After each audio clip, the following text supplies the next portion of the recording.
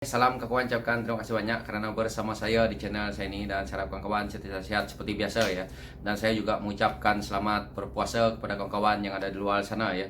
Pencerahan saya hari ini berkenaan dengan isu politik negara kita ini. Yang kita lihat hari ini ketirisan itu terlampau berlaku, dan inilah yang menyebabkan negara kita ini dilanda banyak masalah, yaitu hutang negara kita ini berlambak-lambak, bertimbun-timbun. Jadi apa yang kita lihat hari ini adalah hasil daripada pemimpin lama kita dahulu yang dibawa sampai ke hari ini, yang kita sebagai anak muda perlu lihat. Dan inilah yang mendorong saya untuk meluahkan perasaan saya sendiri. Kenapa saya melihat kita sebagai anak muda ini, sebagai pelapis anak muda generasi baru ini, kita perlu bersuara dan kita perlu melihat siapa tokoh yang kita perlu bawa ketengahkan untuk kita menjadikan mereka sebagai wakil kita di waktu akan datang.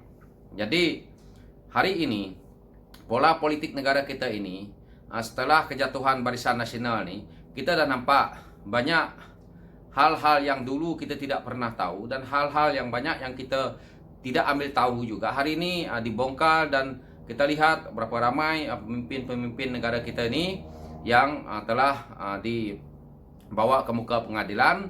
Dan hari ini hasilnya walaupun mereka bersalah atau tidak, tetapi sekurang-kurangnya kita dapat melihat jurang nih, yaitu kenapa mereka ini diheret ke mahkamah, dan kenapa mereka ini terjebak dengan isu-isu yang seperti rasuah, ketirisan, dan satu penyalahguna kuasa yang ada dalam kerajaan yang lepas. Inilah yang kita nak, supaya ada check and balance dalam kita punya pemerintahan negara. Dan kita harus tahu bahawa kenapa saya selalu menyebut nama Datuk Seri Anwar Ibrahim, karena kita tahu dia apabila memimpin negara kita ini, dia boleh membawa apa yang kita mahu sebagai anak muda, yaitu kita ingin membersihkan negara kita ini daripada ketirisan, daripada kerosakan, rasuah, segala-galanya yang ada dalam negara kita ini. Yang kita lihat hari ini, pemimpin-pemimpin negara kita, kekayaan dia yang terlalu luar biasa, sedangkan kita rakyat merintih. Dan kita lihat kenyataan-kenyataan menteri yang ada hari ini pula, mereka mengatakan bahawa gaji anak-anak muda yang baru lepasan universiti ni apa semua, gaji mereka 1,200. Ini satu yang agak pada saya keterlaluan, karena kita tahu bahawa menteri-menteri kita gaji mereka terlalu besar, dan mereka tidak melihat kesusahan rakyat dan harta benda mereka di luar jangkauan kekayaan mereka ni. Itu yang saya selalu perkatakan. Kita yang orang-orang politik, orang-orang yang bekerja dekat kerajaan ni, sebenarnya sepatutnya mereka tidak sekaya yang kita lihat hari ini, kerana mereka ini bukan businessman. Tetapi apa yang kita lihat hari ini, pemimpin politik di negara kita ini, kekayaan mereka luar biasa. Ini yang kenapa kita perlu bawa balik Datuk Seri Anwar Ibrahim ini untuk memimpin negara kita ini. Apabila Datuk Seri Anwar Ibrahim boleh memimpin negara kita ini, jadi Datuk Seri Anwar Ibrahim boleh menggubal undang-undang, boleh menggubal akta yang ada hari ini, supaya akta-akta ini tadi boleh menstabilkan kita punya keadaan politik negara kita ini, dan supaya politik ini tidak melibatkan sektor dalam kerajaan. Jadi mereka boleh menjalankan kerja dengan telus dan tidak pilih kasih. Tetapi apa yang ada hari ini, kita lihat bahawa ketidakadilan itu berlaku. Kita sebagai rakyat melihat itu. Contoh yang kita dengar, isu-isu polis yang baru ni pertukaran, kita dengar ini. Mungkin anak muda yang tidak pernah bekerja dalam sektor kerajaan, mereka agak kurang faham, terutamanya tentang kartel dalam kerajaan ni. Hal-hal ini sebenarnya sudah lama berlaku, bukan saja di polis, di sektor kerajaan yang lain pun ada. Ini dah berlaku. Jadi perkara ini, kalau Datuk Seri Anwar Ibrahim menjadi pemimpin utama, dia boleh menggubal undang-undang atau akta yang ada supaya selaras dengan kehendak kita rakyat nih. Kita nak demokrasi, kita nak keadilan, kita tidak nak ada pemimpin apabila mereka masuk ke dalam kerajaan, menjadi kerajaan, isu-isu mereka yang terlibat dengan berbagai-bagai kes seolah-olah dipadam. Jadi ini yang kita mau. Tapi mereka yang di sebelah sana mengkritik berbagai cara untuk tidak menaikkan Datuk Seri Anwar Ibrahim ini tadi. Mereka takut karena apa yang mereka takut adalah satu hal yang selalu saya perkatakan, bahwa apabila Datuk Seri Anwar Ibrahim mengubah akta ataupun undang-undang yang ada di dalam SPRM, ini yang menakutkan mereka. Jadi ini akan membuatkan mereka boleh masuk ke dalam penjara. Jadi kita sebagai rakyat, kita lihat hari ini, mereka di sebelah pihak sana, mereka masih bertelagah dan mereka belum bersedia untuk melahirkan pemimpin muda. Kita sekarang ini inginkan pemimpin muda yang untuk meneruskan generasi kita ini dengan masalah negara kita yang ada hari ini, hutang yang begitu banyak ini tadi, ini adalah sesuatu yang kita akan tanggung. Karena kerakusan orang-orang politik di negara kita ini tadi mengaut keuntungan, dan satu lagi masalah yang kita lihat dalam negara kita hari ini, mereka ambil kekayaan daripada hak kita sebagai rakyat ini tadi, di tanah bumi Malaysia kita ini tadi. Bukan semua yang mereka ambil ini tadi, mereka letak di dalam negeri ini, dalam negara kita ini. Karena mereka takut apabila mereka jatuh, harta mereka ini dirampas ataupun dikorek. Jadi mereka invest ke luar negeri, ke luar negara. Jadi sekarang nih, bayangkan kita punya duit yang hilang, yang mereka lakukan ketirisan ini, yang terjebak dengan rasuah apa semua nih, berada di luar negeri, di luar negara. Kita punya negara dalam keadaan seperti ini, sudah dalam keadaan parah, dengan hutang beban yang banyak. Mereka menyimpan uang mereka di luar negeri. Jadi bertambah susah kita. Jadi kalau Datuk Seri Anwar Ibrahim boleh menjadi Perdana Menteri, mungkin dia boleh korek yang mana yang dia dapat korek dengan bantuan daripada kita punya pihak keselamatan, kita punya SPRM, kita punya berbagai-bagai sektor kerajaan yang lain boleh membantu dia. Jadi kita boleh menyelamatkan walaupun sedikit. Kita sekarang ini, pemimpin-pemimpin negara kita ini banyak yang terjebak dengan isu-isu yang seperti ini. Kalau kita tidak mengubahkan isu ini, kita tidak mengubahkan pemimpin-pemimpin kita ini tadi, kita sebagai rakyat masih akan menerima padanya, yaitu keadaan ekonomi negara kita ini merundum, kita rakyat nih semakin susah tertekan, kita nak menyokong lagi pemimpin yang dari dahulunya menyusahkan kita, terutamanya daripada pihak yang sebelah sana tu, yang mana dulu kita tahu mereka ini adalah daripada Barisan Nasional, dan ada yang sudah melompat ke Bersatu. Mereka inilah yang menyusahkan negara kita ini. Jadi kita fikir, kita harus tukar. Jangan kita masih lagi dengan propaganda politik mereka, karena mereka takut. Karena sekarang ini parti mereka sudah lemah. Jika mereka ini tumbang di PRU ke-15 ini nanti, maka kita boleh menyelamatkan negara kita ini daripada berlaku banyak lagi. Dan tari barut mereka ini masih banyak sebenarnya. Ini yang kita harus hapuskan supaya negara kita ini perlahan-perlahan menjadi satu negara yang baik dan demokrasi, serta tidak pilih kasih dalam mereka menangani isu-isu yang melibatkan penyelewengan, rasuah dan berbagai-bagai ini tadi. Inilah karena kita harus memilih seorang pemimpin untuk menjadi kita punya pemimpin utama negara kita ini, menerajui negara kita ini ke arah yang lebih baik. Tidak lain tidak bukan, kita harus memilih Datuk Seri Anwar Ibrahim untuk menjadi Perdana Menteri, sementara dia mencari pemimpin muda untuk naik menjadi pemimpin utama negara kita di waktu akan datang yang lebih bagus.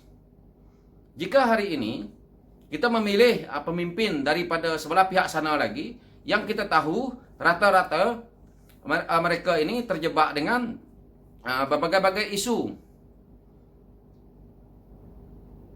Kita boleh hitung dengan jari siapa pemimpin mereka yang bersih. Mungkin tidak ada. Yang kita tengok hari ini, parti daripada sebelah PAS, kita lihat, setelah mereka berkuasa, mereka juga tidak mampu untuk menunaikan apa yang mereka perkatakan. Pemimpin mereka setelah mendapat kuasa, mereka seolah riak. Kenyataan-kenyataan mereka tidak menyenangkan hati rakyat, serta kita tengok mereka seolah-olah mendapat kuasa, mendapat driver, mendapat gaji besar, pegang JLC sana JLC sini. Kita tengok seolah-olah mereka ini sudah mabuk kuasa. Dulu sebelum mereka menjadi kerajaan, apa kritikan yang mereka tidak buat? Hari ini semuanya tidak tertunai. Saya tidak maulah sebut kes-kes yang disebut apa semua.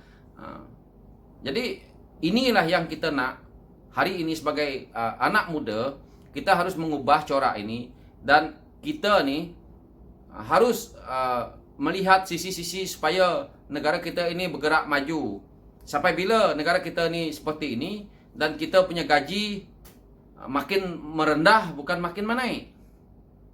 Negara lain gaji mereka stabil.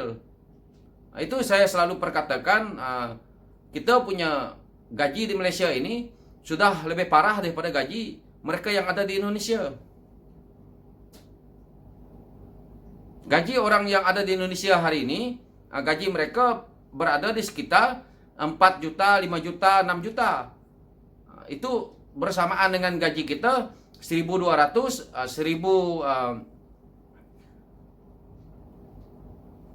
1.400, 1.600 lebih kurang seperti itulah.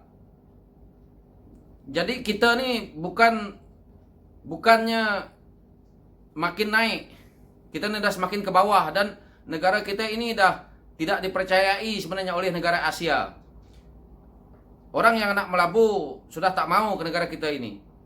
Jadi bagaimana kita anak muda ni akan datang kalau kita memilih pemimpin yang salah dan kita masih lagi dengan ideologi politik perkauman dan politik agama yang dimainkan oleh orang-orang politik ini tadi, kita sebagai rakyat akan terjerat. Percayalah cakap saya. Karena kalau kita lihat di negara mana-mana pun, yang pelik hanya di Malaysia ini. Negara Asia ni yang terlalunya adalah kita inilah yang mainkan betul-betul isu perkauman, isu agama. Jika kita terus-menerus dengan hal seperti ini yang tidak berfaedah ini, maka kita yang merana sebagai rakyat. Mereka pemimpin kalau berlaku apa-apa di dalam negara, mereka punya 4-5 pasport.